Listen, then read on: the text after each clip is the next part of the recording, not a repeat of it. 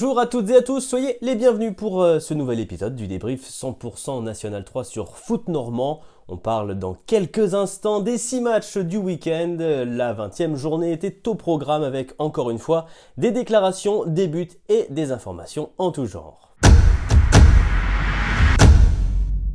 Sur une série épatante de 9 succès consécutifs, le leader l'Évreux FC 27 avait l'opportunité ce week-end de franchir le cap symbolique des 10 victoires consécutives. Il fallait pour cela réussir à s'imposer sur la pelouse de la réserve de l'US Avranches Mont-Saint-Michel, une formation en regain de forme depuis quelques semaines.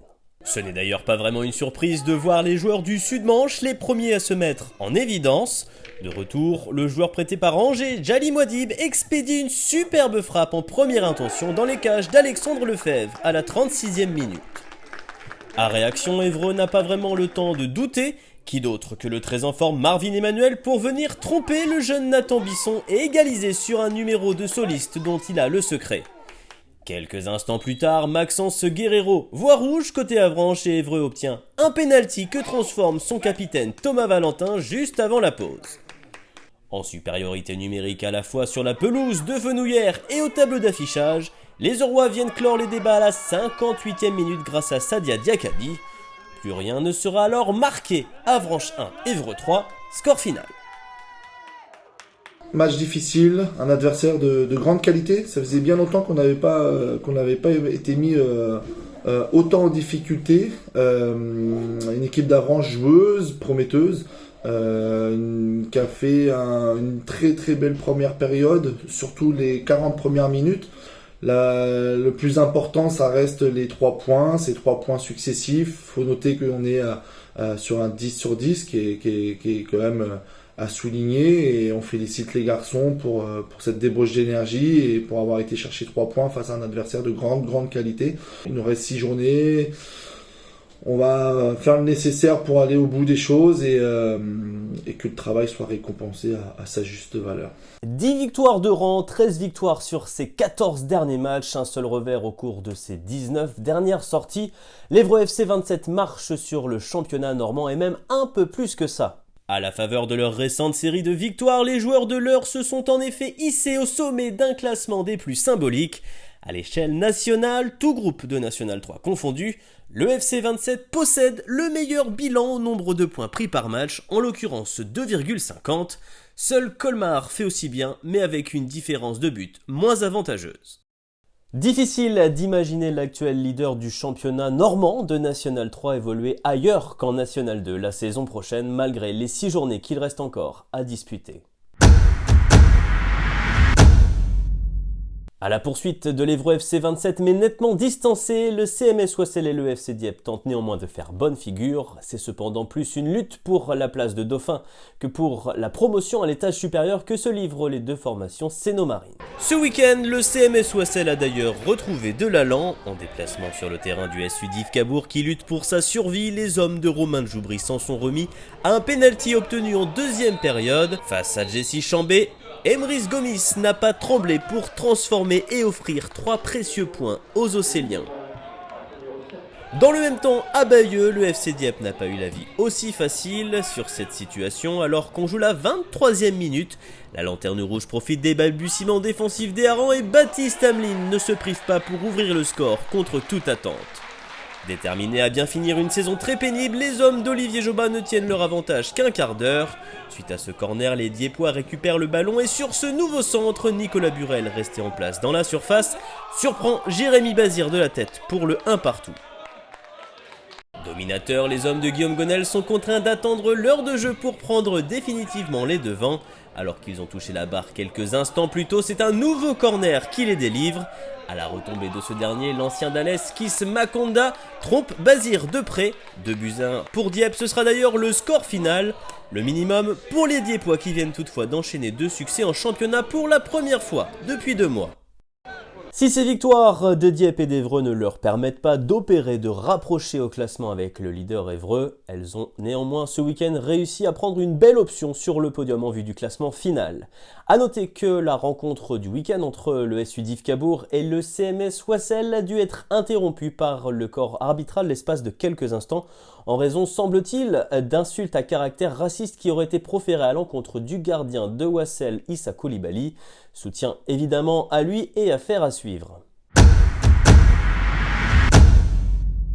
Si les positions sur le podium commencent à se verrouiller, la 4e place actuellement occupée par l'US Alençon est quant à elle menacée. Avec une seule victoire glanée en 5 matchs avant d'aller à Saint-Lô ce week-end, l'équipe de l'Orne avance au ralenti. Et elle a malheureusement de nouveau cédé du terrain chez des Manchois en net regain de forme. Sur cette belle fulgurance individuelle, l'inévitable Tony Lambard a inscrit l'unique but du match. Battu 1-0, les Alençonnais voient les Saint-Lois revenir à 3 petits points du 4e rang, au grand regret de l'entraîneur Vincent Legnaud. Première défaite à l'extérieur de la saison, un mi-avril. C'est dur, c'est frustrant. Surtout qu'on a entamé le match comme il fallait, on a fait une très bonne première mi-temps. Et ça resserre derrière nous.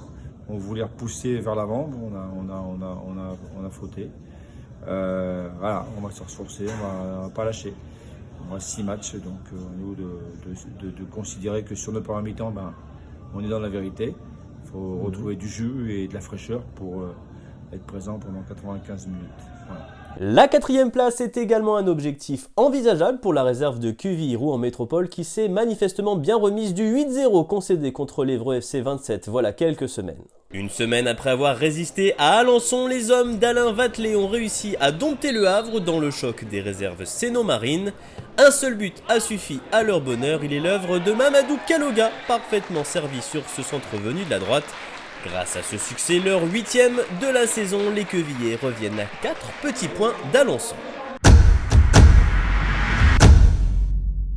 Ce week-end, le choc pour le maintien entre l'AG Caen et Romilly-Pont-Saint-Pierre a dû être remis en raison de cas de Covid chez les Aurois.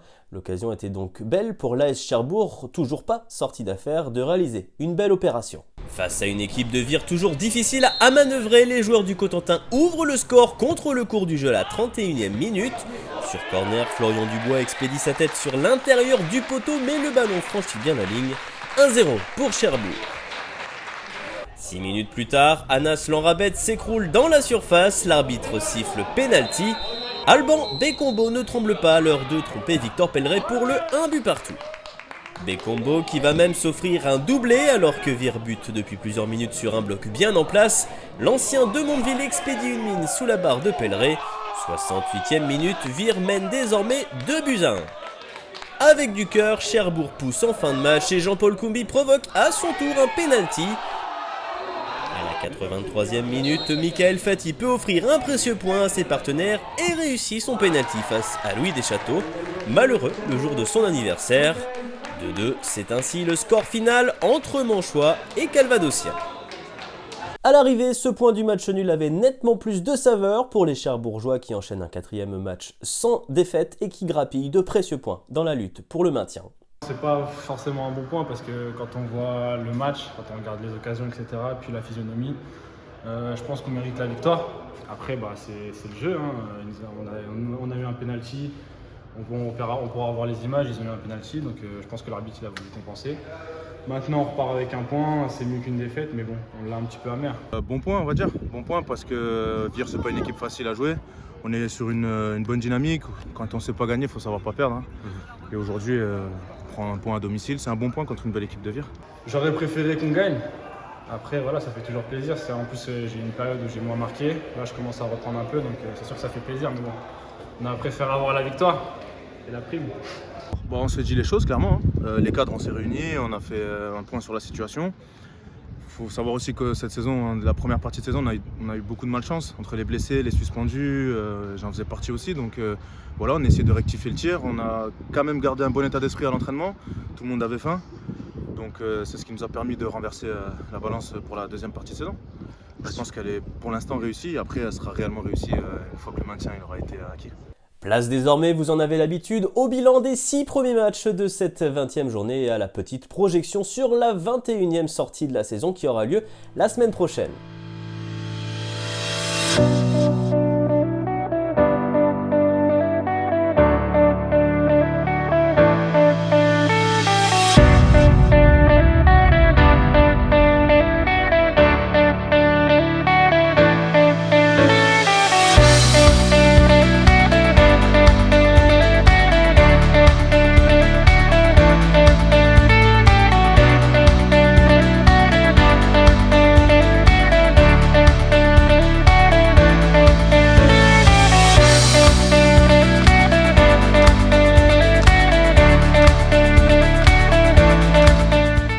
C'est la fin de cet épisode. Merci à toutes et à tous de l'avoir suivi. Merci à toutes les personnes qui ont œuvré de près ou de loin à la réalisation de ce nouveau numéro. On se retrouve d'ailleurs dès la semaine prochaine pour l'épisode 21. D'ici là, prenez évidemment soin de vous. N'hésitez pas à partager cette vidéo autour de vous et à la liker éventuellement. Salut!